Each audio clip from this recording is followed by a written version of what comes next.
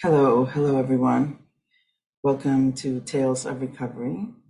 I'm Grace Alves, your host, and Death Cafe retreat is coming up soon. So I have been getting a lot of people asking me questions and comments about, first of all, why are you doing a death retreat? Number two, that sounds brutal. That sounds so intense. And so I'm going to tell you my story about death and Death Cafe, and hopefully try to I guess submit this message that really what it means is learning how to live in the present moment. And we're not really living in the present moment currently. And there's so much hustle and so much anxiety and so much stress. And we've been really disconnected as a society, as a culture, from the earth, from our bodies, from our ancestral way in the day, hundreds and thousands of years ago. And so it really has been affecting us. We're one of the most diseased cultures in the world, countries. And I mean, I think in general, there's just we're so not well, unwell.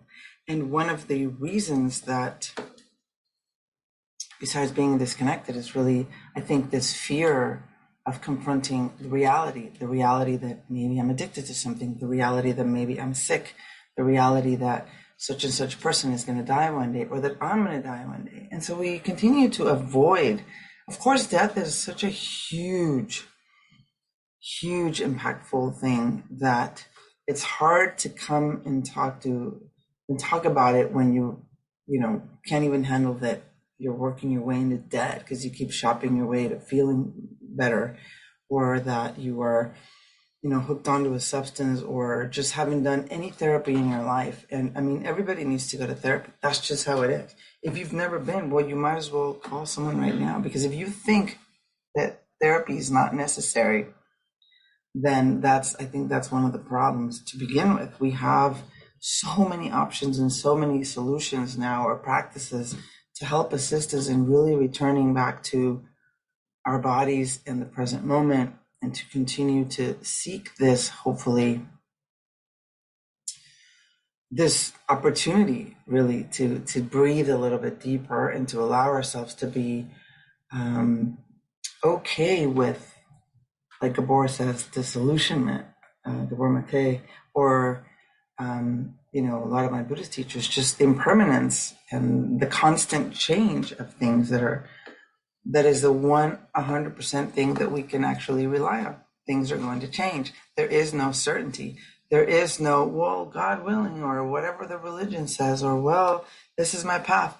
There's always things that can, that are inside of our bodies, of our intuition, that we know might be better for us, but we don't do them because of programming. We don't go to therapy because the programming says, well, only crazy people go. We don't step out of the cult of family or religion because then we have this sensation that, well, then I'm not going to be invited. I won't be able to go here anymore, which isn't always a bad thing. The most of the crazy people out there are the most free and liberated, because they're not anymore conforming to what these society standards of the shoulds and how things need to be are, because they don't need to be any particular way. If we have an awareness, a consciousness about our own health, our own well-being, our own responsibility for our sovereignty, that is going to expand into whoever you're contacting with, into other people, into society, into your kids, into whatever. And we have choices now, honestly, that maybe people didn't have 50 years ago, 10 years ago, 100 years ago. The choices, at least, I guess, in my, were worse around it, to actually, you have that choice in your mind anywhere. Even Nelson Mandela, who was in jail for years, he still had a choice. They didn't take, his spirit, his soul, his mind power to just be, working hard at not allowing anybody else to crush your spirit.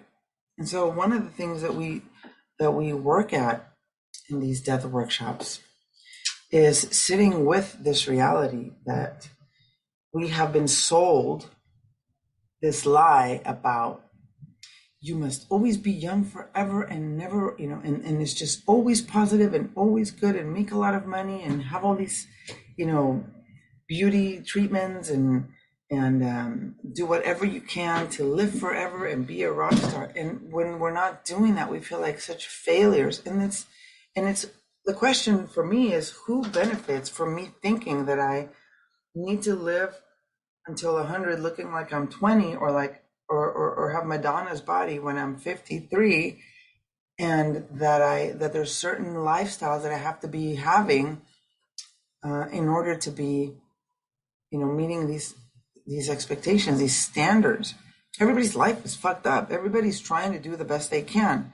And when we go in to think about what will I be doing on my deathbed, and that is if we even get a chance to be in a deathbed, because some truck can come by and just run me over tomorrow, or an unexpected diagnosis can take it away from me way sooner than I thought.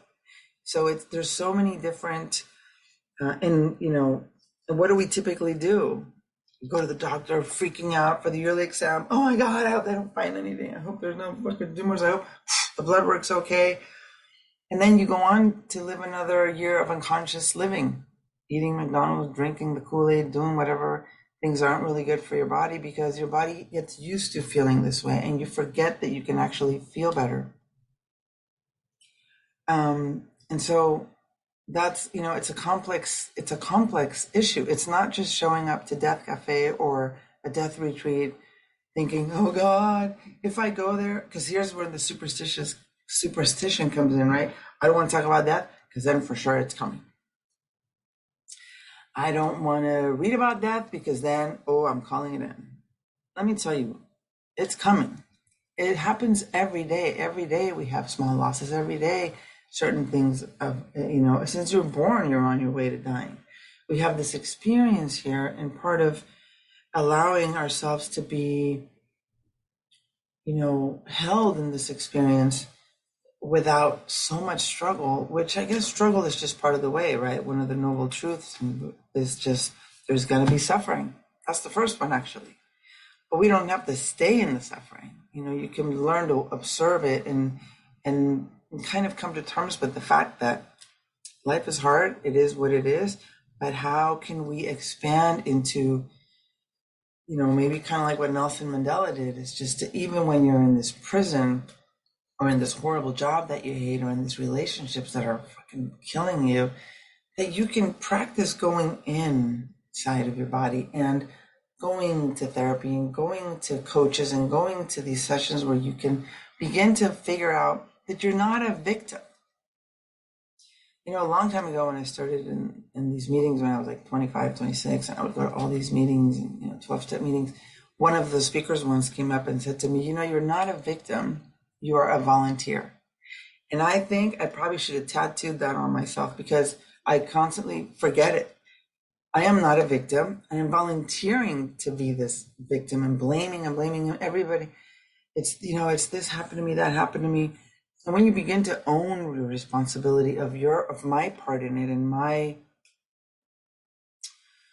I guess, even my enjoying, being this victim, or my enjoying being like, oh, this all happened to me and poor little me, and it's because I'm a woman, it's because I'm Mexican, it's because this, it's because that. And eventually, it's part of the journey, I guess, to be angry and to think that somebody else did this to you. And yes, our adults, our elders had a lot to do with it, because they themselves have been robbed of these earth-based, old school, natural ways, of these like ancient traditions and ancient ways of being connected to earth, connected to the elements, connected to our bodies, connected to spirit. We're all just now working in computers, trying to make money, seeing how much we can invest so that I can have a good retirement, and going from event to event and from sport to sport, and getting our kids all hustled up so they can be the best and we can be the winners. Parent of the Year award. And, when something hits you really intensely, like boom, when I don't even remember how old I was, but the first person that died that I was somewhat close to age when was, this friend of ours in Tijuana, and she was young. You sit there, you look at the coffin, you go to the burial, and you're like, there's two ways to think about it, right? Most of us think, oh shit, thank God it wasn't me. Oh, thank Goddess and everybody that it wasn't my kid or my brother or me. The other way to think about it is, it was her time. Either way, it's horrible, right? It's such a crush to the heart, to the nervous system, this computer body that we live in, because the loss is intense and we are sentient beings, and feeling is really, really hard to do. And so that was the first time that I realized, I mean, I think I'd realized it before, even being really young. I was always kind of scared about going to bed thinking, this thing is going to end, and then what's going to happen, because this is going to go on and on and on. And once I'm dead, therapy, compassion inquiry therapist that I work with a couple times, she's great, told me that's called the fear of non-existence. Well, yeah, I mean, of course, you're dead, you're not existent here anymore. It's beyond even the fear of what happens after you die. It's just like, that's it. And so these questions, the intensity of these questions, I think we can be used to fuel, first of all, to confront it, to see what I'm avoiding, to see where I can do a little more expansion and realize the capacity that I have to actually live to the fullest in joy and in sorrow, and to be prepared. And so the Death Cafe retreat has two aspects of it, right? There's a particular, like the embodiment part of it, right? How am I living in this body right now? Because you might be afraid of dying or going to some death retreat thing, but however, are you really living, or are you the walking dead? My friend Rosa calls the people at the border, it says, yeah, the walking dead. There's just like this constant suffering, and you're just walking around doing the thing, checking into work, paying the bills. Oh, another day. Oh my God, I can't wait till Friday and I can go get drunk with my friends, and then Monday's coming again. It's a really important question. And the younger and the quicker you get into there and begin to offer your heart into tending to this situation, then yes, there will be work to do, but that's how you become more alive. The first time I remember thinking about really planning for death was, I had seen so many people die, and the families coming in, like, I want her to go here, she wants to be in the hospital, that person wants to die at home, that person, and then the whole chaos that everybody got into because there's so much pain, and nobody's really practicing, 2 hours of meditation every day, so it's intense. All of your anxiety and all your unworked trauma and problems bubble up, and you dish it out to everybody. So a lot of what I would think was, when I die, we better have our shit together. And I remember thinking about this when my baby was little. She was probably like, Paula was maybe 6 months or 7 months old. The first time I had to travel away in this work thing I had to go to this training from work. It was a week away from her, and I literally was losing my mind, having to get on an airplane and going away. And what if I died on the airplane? And there she was now with a dead mother. And partner would laugh at me, think, what are you talking about? It's ridiculous. But I literally wrote this long letter to her in case I would die. And then I thought, nobody's gonna listen to the letter. We better get our shit together. So we met with a couple of lawyers, people that would do wills and testings and all that. And I remember maybe, I don't even know how long it took, but it was quite simple. It seemed more complicated, but you basically decided, okay, Julio, what? So if I'm in a coma, you're in a coma, what do we want? Do we want to just be plugged into the machines forever? Or do we want to have a release? Like if there's nothing else to do and we're, 40, 50, 60 years old. If there's nothing else to do, there's nothing else to do. If you're still young and there's something to do, let's try to do it. But if you're 70, 80, or super sick, even at 50 or 90 years old, well, can we allow ourselves the natural way, which is dying? And it was intense to think about it. And then we said, yes, we can. So I wrote that in there, like, don't be, I don't want to be kept alive with machines. I want to die at home. This is what I want for people to come to the funeral. This is what I want to happen. And, put, I don't know, your things in a trust if you have a house or whatever. And please take care of my kids, my parents or my sister or my brother-in-law, whatever. But had it all organized.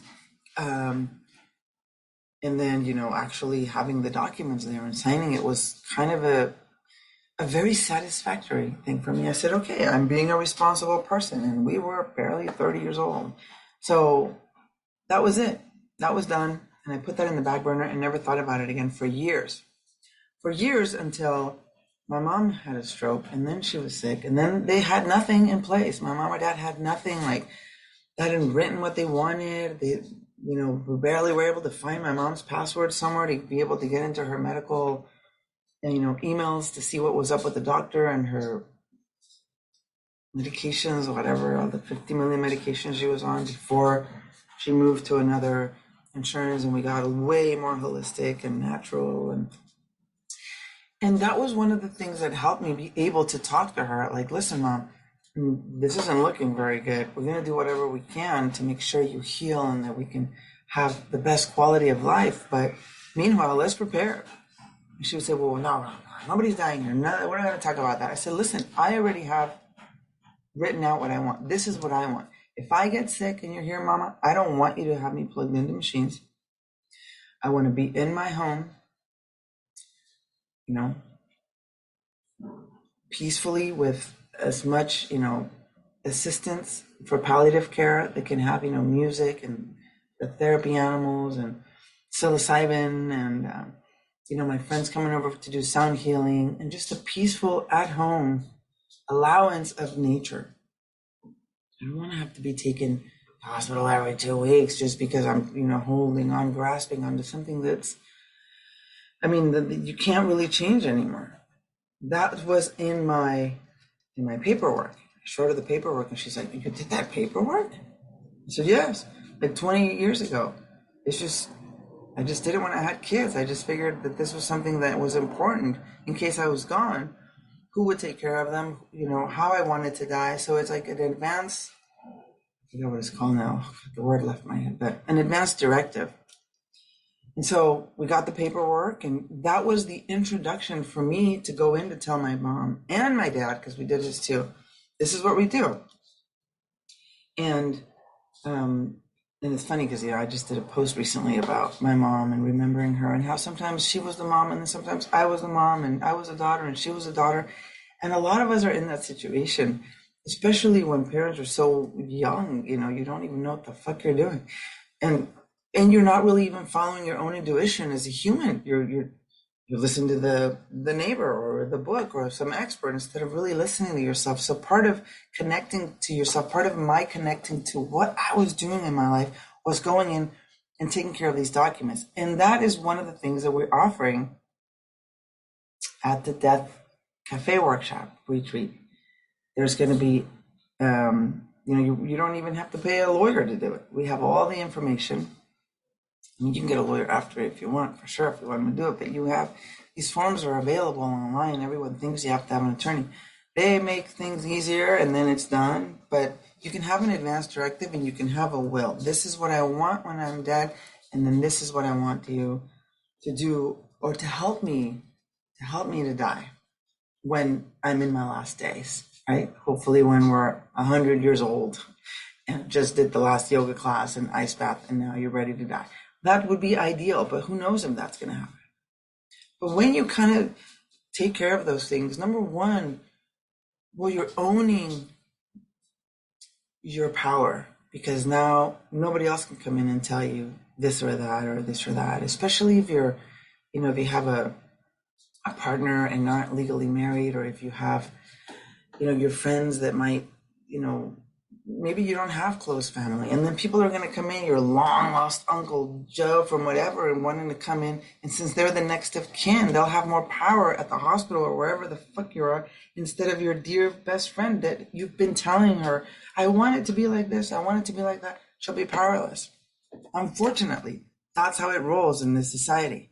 So if you want to have that in order, this is a great place to come and learn about how to have that in order. Advanced directives, having your will, working out a trust. What does that all even mean? It's simple, and you can have that done. On the other side, these decisions bring up a lot of awkwardness and part of what we've been taught in this culture, in this society, in this time of whatever time on our earth, is that we don't talk about those things. Oh, I don't want to talk about it because then it's coming and then I'm calling for it and I don't want to deal with it, and I'll deal with that when I get there. And that's also not very helpful. I mean, before, I think maybe like 5 years before even my mom had her stroke, my dad was really sick at one point in the hospital with, they had to give him an operation because he was septic because of something in his stomach. And it was like, it was an emergency operation. And we were there advocating for him, because if you just leave someone in the hospital, first of all, you can't do that anymore. Okay? Your friend, your neighbor, your parent, someone's in the hospital, go hang out with them. Take turns. Get a little team in the village to go in and take, because you can't be there by yourself. They're overwhelmed with 50 million other patients and procedures and having to do things a specific way. So I was in there, we're advocating. I'm like, hey, listen, I think this isn't working out what you're doing here. Call the doctor, move him to cardiology, emergency operation, because he was, his body was getting all infected. And the doctor was like, you need to call your brother and sister because I don't know what's going to happen. And also sign here, advanced directive, whether or not you want me to, keep him alive if he goes into coma. And I understood what he was talking about because I'd been doing this for so many years, helping other people or with friends or whatever. But when I called my brother, I remember he was like, what the fuck is he doing? I'm not signing. Why is he asking me to sign that thing? And this is our reaction because it's too painful. What do you mean you can't fix this? And sometimes you can't.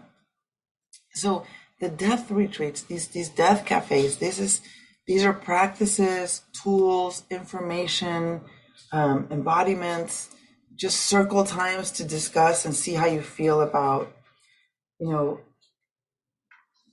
these really, I suppose, like huge topics, and to intermingle this with our day-to-day life, to be having a greater capacity to be grateful, to take care of ourselves, to take care of our people, to realize that, well, shit, maybe I do need to go to therapy.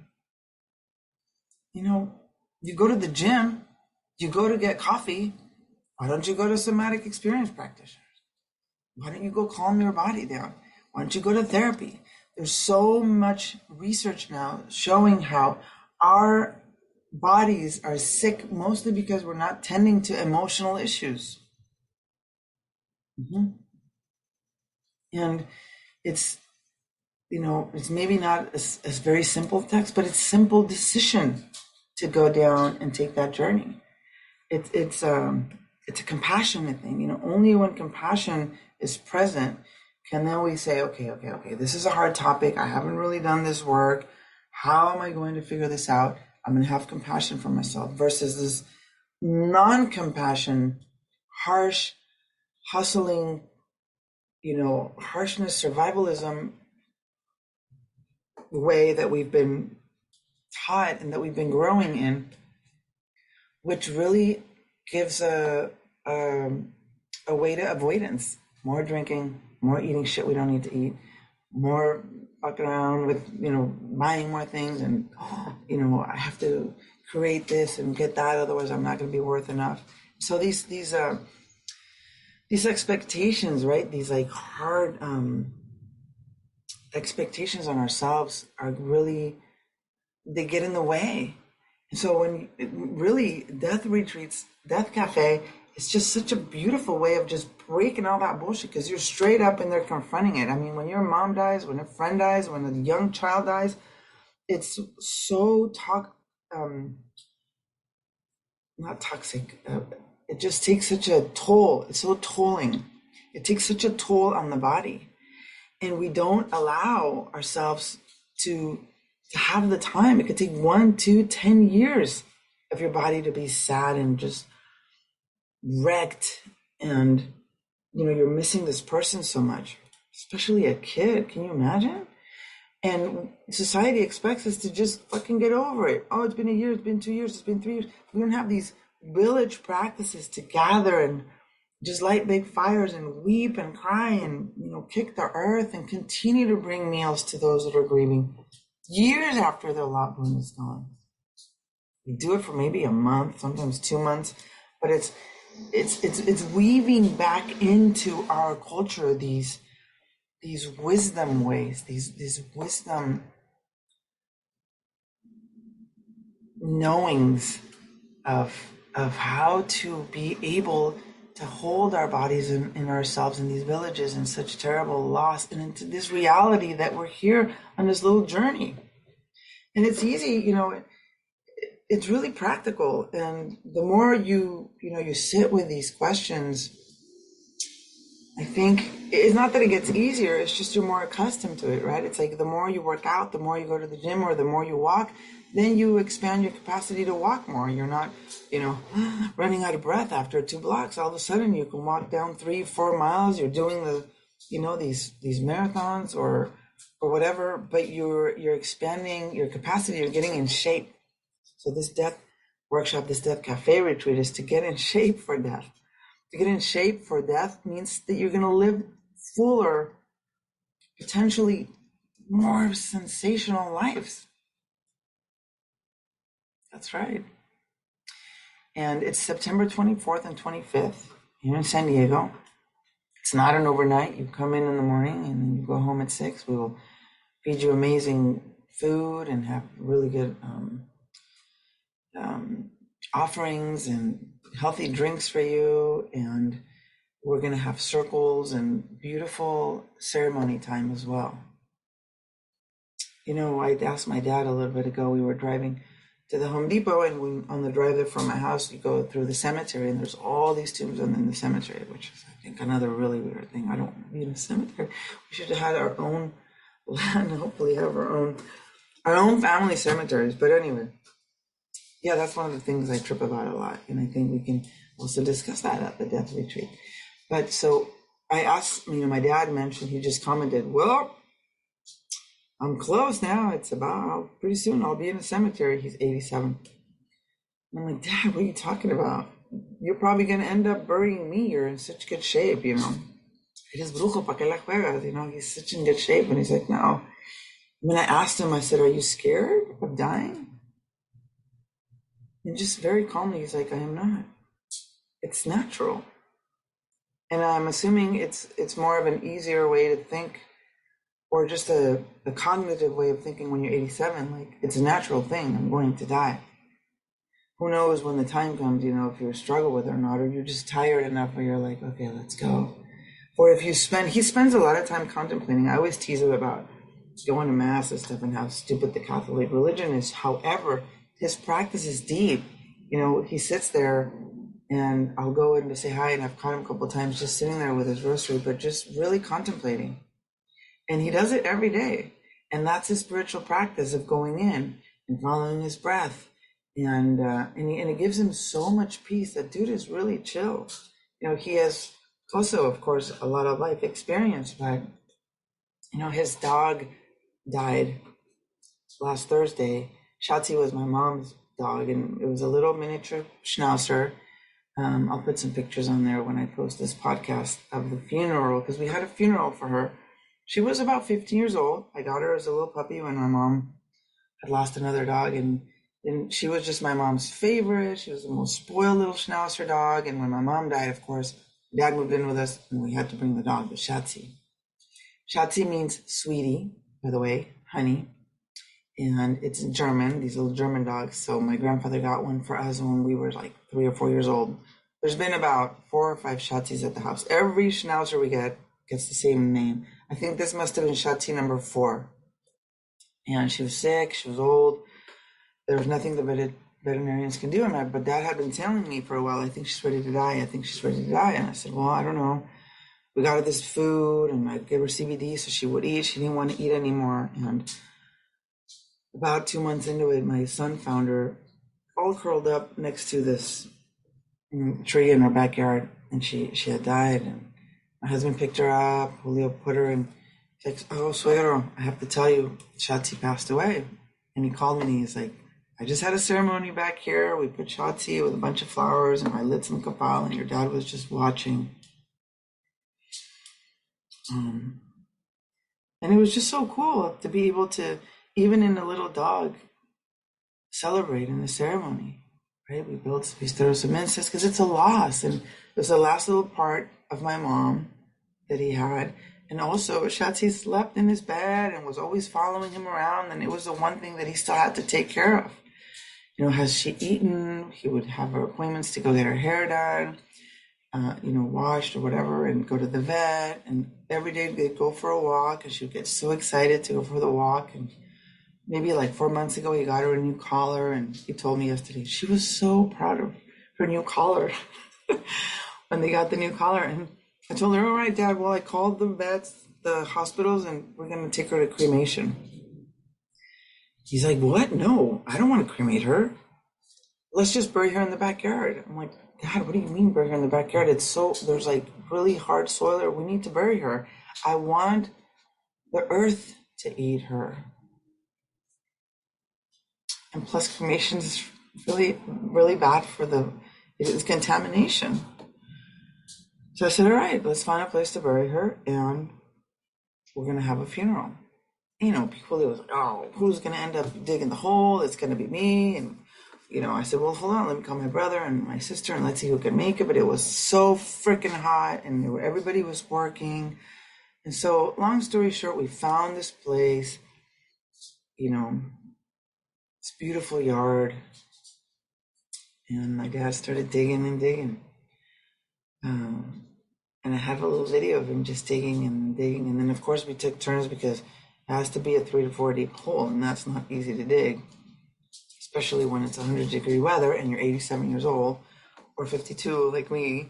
But Hulu came in like always to save the day, and he helped us, and we placed Shotzi in the deep hole with all these flowers, and then my dad put the dirt on top of her, and at the end, Sarah sang a song, my sister showed up, and the wind was blowing and everybody was quiet. And there was Sarah with her beautiful song for grievers, When I rise in the morning. I should have her come sing it. We could play it on the podcast. I think of you inside my heart. That's not how the words go, but that's how it sounded. It was so freaking beautiful. We're all crying because every time you have a ceremony for a loss, other losses come up. And you get to process and alchemize those in your body as well. Which is why sometimes, when you have your friends come visit somebody who's sick, and you're crying more than the sick person. You're like, what the fuck, man? Go do your grieving somewhere else. You're here for the sick person. But all of your losses come through. And so after, the whole funeral, my dad got up and he just looked at us and said, thank you so much for the funeral. It was this like sacrifice, of like 4 hours sweating because it was so hot, versus going down and just getting her cremated, because that's what you do. And so now we have that memory, and now we have that ritual, and we have that ceremony, and that's what he wants when he dies. My mom wanted to get cremated. He said, no, I want to be buried. At a green burial or something like that. And I'm even considering now doing the green burial. Before I would say, no, I want to get cremated. And that's actually in my paperwork, because I was just, this fear of, I don't know, getting buried alive or some shit. I think I saw a movie when I was really young about, they buried this chick and she was actually alive. And so, hopefully, I'm not going to be buried alive. But anyway, these documents that you make can be fluid, and you can change them as you go. But at least you'll have them, and you won't leave this burden to your kids or your loved ones, because somebody else is going to be having to take care of you when you're over there in super sick or almost about to die and you can't say or do anything. And so it's important. It's important to be responsible for yourself, and it's important to do these practices and these rituals that are connecting us to earth, connecting us to the reality that we are made of the same elements of the earth. We are her children. That's the true mother. Everything else is an illusion. And so we are of these minerals and these, that's why you can go and get buried and get transformed into earth again, being the compost.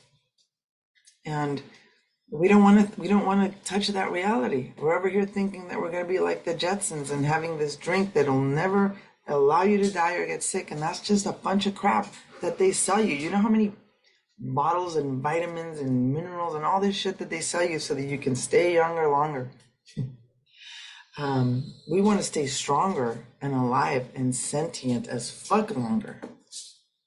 Quality, open hearts, compassion, a village to go grieve with. And that's what's happening. That's what's happening at the Death Cafe retreat.